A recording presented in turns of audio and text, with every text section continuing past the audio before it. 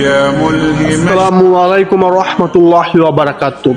সম্মানিত মুসলমান ইকরামগণ, একজন মা বাবা যদি দিনদার হয়, সন্তান দিনদার হতে বাধ্য হবে। আমি মনে করি আল্লাহ সুবহানাহু ওয়া তাআলা আমাকে মাফ করুক যদি আমি ভুল বলে থাকি। একজন সন্তান জাহান্নামে যাওয়ার প্রধান কারণ হচ্ছে মা বাবা। কেননা একজন সন্তানের উজ্জ্বল ভবিষ্যৎ কামনা করার জন্য একজন মা বাবা যদি তার সন্তানকে উচ্চশিক্ষিত করে ও পরীক্ষার ফলাফল ভালো করার জন্য যদি একটি থেকে 3টি প্রাইভেট দিতে পারে ও সন্তানের প্রতি যদি কঠোর হয়ে থাকে, তাহলে কেন একজন মা বাবা পরকালের জন্য সন্তানের প্রতি কঠোর হয় না? কেন একজন মা বাবা বলে না, হে আমার সন্তান তুমি 5 ওয়াক্ত নামাজ পড়ো?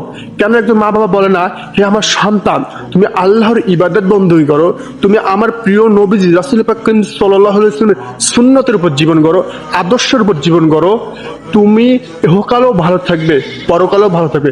কেন একজন মা বাবা শুধু দুনিয়ার শিক্ষাটাই দিয়ে থাকে, পরকালের শিক্ষা কেন একজন মা বাবা তার সন্তানকে দেয় না? একজন ভদ্র মহিলা একজন মুফতিকে জিজ্ঞাসা করলো, হে মুফতি, আমার সন্তানকে আমি ফজরের নামাজের জন্য কিভাবে জাগাবো যখন সে গভীর ঘুমে থাকে? তখন সে মুফতি বলল, আপনার সন্তান ধরেন গভীর ঘুমে আছে, গভীর রাতে আপনার বাসায় আগুন লাগলো, আপনি আপনার সন্তানকে আগুনের হাত থেকে বাঁচার জন্য কি করবেন?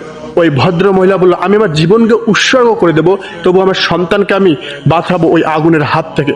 তখন ওই মুফতি বলল, আপনি দুনিয়ার সামান্য আগুনের জন্য আপনার জীবনকে উৎসর্গ করে আপনি আমার সন্তানকে বাঁচাবেন, অথচ জাহান্নামের আগুন দুনিয়ার আগুনের চেয়ে 70 গুণ বেশি উত্তপ্ত হবে ও কালো কুচকুচে হবে।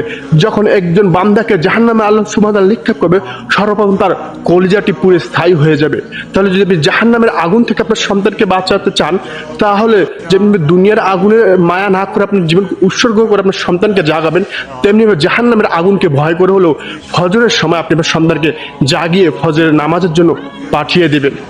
আল্লাহ সুবহানাহু ওয়া তাআলা সকল মা বাবাকে কঠোর করুক সকল সন্তানকে দিনদারিতা করার জন্য। আল্লাহ সুবহানাহু ওয়া তাআলা সকল মা বাবাকে হেদায়েত দান করুক, সন্তানদেরকে আল্লাহর পথে, ইসলামের পথে, রাসূল পাক সাল্লাল্লাহু আলাইহি ওয়াসাল্লাম আদর্শ সুন্নতের পথে গড়ে তুলতে পারে। আল্লাহ, আমি যদি কিছু ভুল বলে থাকি, মন আল্লাহ সুবহানাহু ওয়া তাআলা আমাকে মাফ করে দিক। আপনাকে আমাকে আল্লাহ সুবহানাহু ওয়া তাআলা দিনের পথে কবুল করুক, ইসলামিক জ্ঞান শিক্ষা দান করুক। প্রিয় নবীজি, আমার প্রিয় নবীজি, আপনার প্রিয় নবীজি রাসূল পাক সাল্লাল্লাহু আলাইহি ওয়াসাল্লামের আদর্শ উম্মত হওয়ার তৌফিক দান করুক। আমিন।